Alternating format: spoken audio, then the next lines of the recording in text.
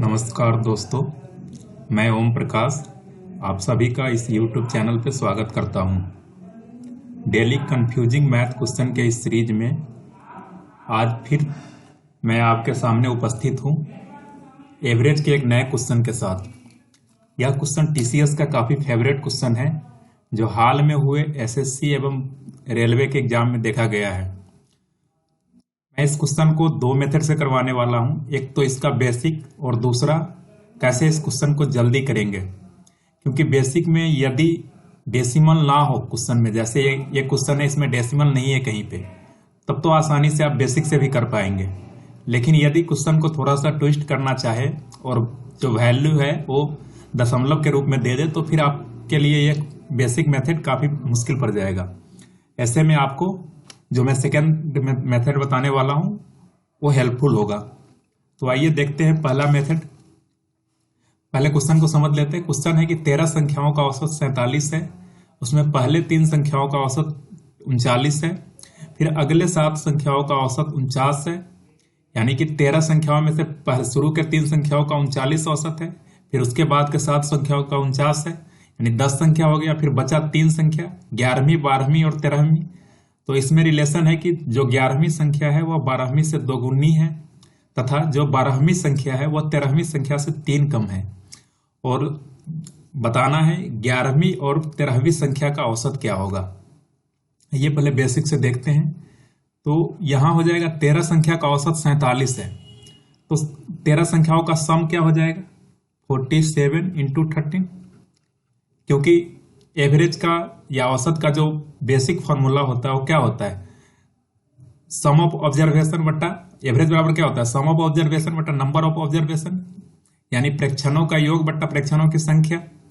उस तरह से यदि हम सम निकालना चाहे तो कितना हो जाएगा 13 संख्याओं का 47 गुने 13, यानी ये निकल के आ जाएगा 13 सत्ते 91 के 1 हाथ में 9 और 13 चौका 52 9 61 611। फिर अगले 3 संख्याओं का औसत 39 है, तो इन 3 संख्याओं का सम कितना हो जाएगा 39 इंटू 3, यानी 9 3 27 के साथ हाथ में 2 3 3 9 2 11 117। अगले 7 संख्याओं का औसत 49 है, तो फिर अगले 7 संख्याओं का सम कितना हो जाएगा 49 इंटू 7 9 7 63 के 3 हाथ में 6 और 7 चुका 28 6 34। अब टोटल 13 संख्याओं का सम 611 निकल गया।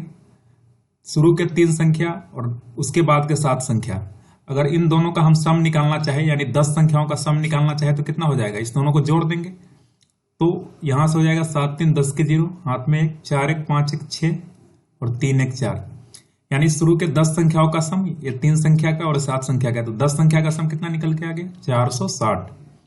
अब यदि मैं 13 संख्या के सम यानी 611 में से 460 को घटा दूं तो 3 संख्या लास्ट के 3 संख्या का सम बच जाएगा, क्योंकि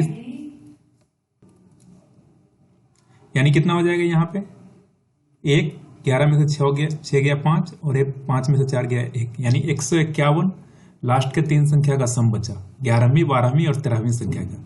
अब देखते हैं 11वीं 12वीं और 13वीं संख्या में रिलेशन क्या है। हमें दिया गया है कि 11वीं संख्या 12वीं संख्या से दोगुना है, यानी जो 11th नंबर है वो 12th नंबर से 2 गुना है, यानी 12th नंबर x है तो 11th नंबर कितना है 2x है।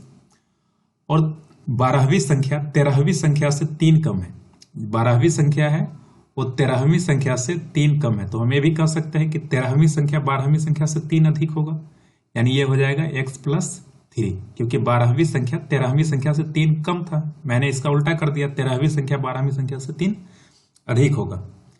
और जो हमने सम निकाला था तीनों संख्या के लास्ट में वो कितना निकल के आया था 151, यानी कितना हो गया 2, इस तीनों को जोड़ दे तो 2x + x + x + 3, इन तीनों का सम यानी लास्ट के 3 संख्याओं का सम जो हमने निकाला था ऊपर 151, यानी कितना हो जाएगा 4x + 3 = 151।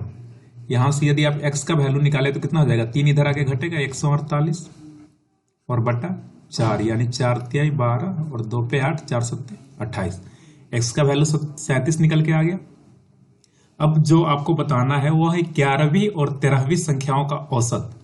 तो 11वीं संख्या कितना है 2x और 13वीं संख्या कितना है x+3, इसी का औसत बताना है। यानी 2x कहे तो 37 गुने 2 यानी कि 74 और प्लस x+3 यानी कि 37 + 3 यानी 40। इस दोनों का एवरेज, तो एवरेज क्या हो जाएगा सम बट्टा दो संख्या यानी कि बट्टे में 2, तो ये कितना हो जाएगा 0 और 7 4 11 सॉरी 4 और 7 4 11 114/2 यानी कि 2 5 10 और 2 7 14 57। यानी इस क्वेश्चन का जो सही आंसर है वो बी हो जाएगा। ये तो था इस क्वेश्चन का बेसिक मेथड। अब इसे देखते हैं कि कैसे हम इस क्वेश्चन को जल्दी कर सकते हैं। वो है डेविएशन का कॉन्सेप्ट। इस मेथड को समझने से पहले आपको एक डेविएशन का बेसिक कॉन्सेप्ट पता होना चाहिए। मैं उसे ब्रीफ करना चाहता हूं यहाँ पे। मैं बहुत अधिक टाइम नहीं लूंगा, बट ये आपको पता होना चाहिए। जैसे सपोज कर लो 902 है, 907 है, 986 है,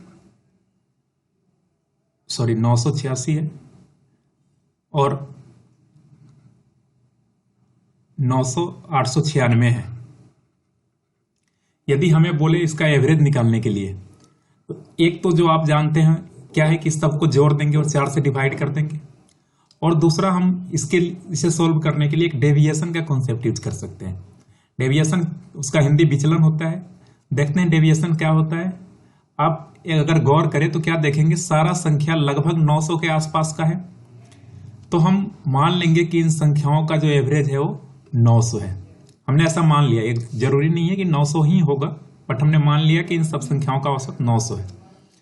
तो आपने क्या देखा कि जो पहला संख्या है वो 900 से कितना विचलित हो रहा है, प्लस का 2। ये जो दूसरा संख्या है 900 से कितना विचलन है इसमें, प्लस का 7। तीसरे संख्या में डेविएशन कितना क्या है, प्लस का 86, और चौथे संख्या में डेविएशन कितना का है, माइनस का 4। अब मैं कहूं कि टोटल विचलन कितना का हो गया, तो प्लस का 2, प्लस का 7, प्लस का 86 और माइनस का 4, यानी 86 2 88 और 7 95 माइनस 4, यानी कि प्लस के 91। 95 में माइनस में है तो माइनस हो जाएगा, तो प्लस के 91 का विचलन है। और ये 91 प्लस के 91 किन चारों संख्या पे अगर मैं डिस्ट्रीब्यूट करना चाहूँ तो कितना हो जाएगा, 91/4, यानी 900 तो मैंने माना था एवरेज, और जो रियल एवरेज निकल के आया वो कितना हो जाएगा 900 प्लस 91/4, यानी कि 900 और प्लस 4 दूनी 8 और 1 4 दूनी 8, 3 पे 0, 4 7 28, 4 5 20, यानी 922.75। अभी आपको यहाँ पे इसका यूज समझ में नहीं आ रहा होगा। आप सोच रहे होंगे कि इस क्वेश्चन को तो मैं इजीली जोड़ के भी कर सकता था, बट ये कॉन्सेप्ट आगे जाके बहुत यूजफुल है। जैसे देखते हैं कि जो मैंने पिछले क्वेश्चन दिया था उसमें इस कॉन्सेप्ट को कैसे यूज करेंगे। देखिए यहाँ पे क्या दिया गया है कि 13 संख्याओं का औसत 47 है, यानी कि 13 संख्याओं का औसत कितना है, 47 है। पहले 3 संख्याओं का औसत कितना है, 3 संख्याओं का औसत 39 है। तो यहाँ पे डेविएशन कितने का है, माइनस के 8 का। और अगले 7 संख्याओं का औसत कितना है, 49। 7 संख्याओं का औसत 49 है। यहाँ पे डेविएशन कितने का है, प्लस के 2 का। यानी यहां से अगर टोटल डेविएशन आप निकालना चाहे तो कितना हो जाएगा, 3 संख्याओं पे -8 का डेविएशन था, यानी -8 गुने 3, प्लस 7 संख्याओं पे +2 का डेविएशन था, यानी कि 7 गुने 2, तो -24 और +14, यानी -10 का डेविएशन आ गया। अब क्वेश्चन में क्या है, यहां से 7 3 10 संख्या का तो हो गया, बचा 3 संख्या। कौन सी संख्या है, 11वीं 12वीं और 13वीं संख्या बचा। 3 संख्या है और एवरेज दिया कितना था, 47। यानी अगर हम इस तीनों संख्या का सम निकालना चाहे तो कितना हो जाएगा, 47 × 3, यानी कि 7 3 21, हाथ में 2, 4 3 12 2 14। इन तीनों का सम कितना होना चाहिए था, 141। लेकिन चूंकि इन 13 संख्या का टोटल संख्या का औसत जो है वो 47 है, और जो शुरू के 10 संख्या है उसमें डेविएशन माइनस के 10 का आ रहा है, तो इस माइनस के 10 को भरपाई कौन करेगा, लास्ट के 3 संख्या। यानी इधर -10 अपने तरफ खींच रहा होगा, तो ये संख्या जो है प्लस का 10 होना चाहिए, जो सम आया उससे 10 अधिक होना चाहिए, क्योंकि ओवरऑल जो एवरेज है वो 47 का है। यानी लास्ट के 3 संख्याओं का सम कितना हो जाएगा, 151। अब देखिए 11, 12 और 13th नंबर में रिलेशन क्या है कि 11वीं संख्या 12वीं संख्या की दोगुनी है। यानी अगर 12वीं संख्या x है तो 11वीं संख्या 2x है, और 12वीं संख्या 13वीं संख्या से 3 कम है। तो हम क्या कह सकते हैं कि 13वीं संख्या 12वीं संख्या से 3 अधिक होगा, यानी x + 3। तो आपने क्या देखा, संख्या इंडिविजुअल निकल के आ गया, सम भी हमें पता है। अगर हम जोड़ दे तो कितना हो जाएगा, 2x, 3x और 4x + 3 = 151। यहां से x का वैल्यू कितना हो जाएगा, 148/4, यानी 4 तिहाई 12 और 4 सत्ते 28। फिर वही है, हमें अब एवरेज निकालना है 11th और 12th नंबर का। तो कितना हो जाएगा, यानी कि 11th नंबर कितना था 2x, और 13th नंबर कितना था x + 3, इस दोनों का एवरेज निकालना है। तो 37 दूनी 74 + 37 + 3 40/2, यानी कि 4 और 7 4 11/2, 2 पंचे 10, 2 सत्ते 14, यानी आंसर कितना हो गया 7। एक क्वेश्चन हो सकता है आपको समझने में थोड़ा सा दिक्कत हो, आप इस वीडियो को 1-2 बार देखें, धीरे धीरे समझ में आ जाएगा। और इस क्वेश्चन को करने का सबसे बेस्ट मेथड ये है, मैंने आपको समझाने के लिए भले इतना सारा लिख रखा है, लेकिन यदि आप इसे एग्जाम में करेंगे तो कुछ भी लिखने के बहुत कम लिखकर आप इस क्वेश्चन को कर सकते हैं, और बहुत कम टाइम में इस क्वेश्चन को कर सकते हैं। और आने वाले क्वेश्चन दिनों में मैं इस कॉन्सेप्ट को कई जगह यूज करूंगा, और बड़े बड़े क्वेश्चन काफी इजीली हो जाएंगे। क्योंकि यदि आप सपोज करो यहाँ पे 47, 39 ये डाटा इंटीजर था तो आसानी से आपने मल्टीप्लाई कर लिया। वहीं पे यदि दे देता 47.7 ऐसे करके कोई भी डाटा डेसिमल में दे देता, फिर आप अगर कैलकुलेशन करना चाहते बेसिक मेथड से गुना करके, तो फिर काफी दिक्कत होता। तो आपको ये मेथड आना चाहिए जो मैंने अभी बताया। आप 1-2 बार वीडियो को देखिए, समझ में आ जाएगा ये क्वेश्चन। आशा करता हूं कि आपको ये वीडियो पसंद आया होगा। यदि यह वीडियो पसंद आया हो तो अपने दोस्तों में शेयर करें एवं वीडियो को लाइक करें। मिलते हैं फिर से अगले दिन एक नए क्वेश्चन नए वीडियो में। तब तक के लिए धन्यवाद।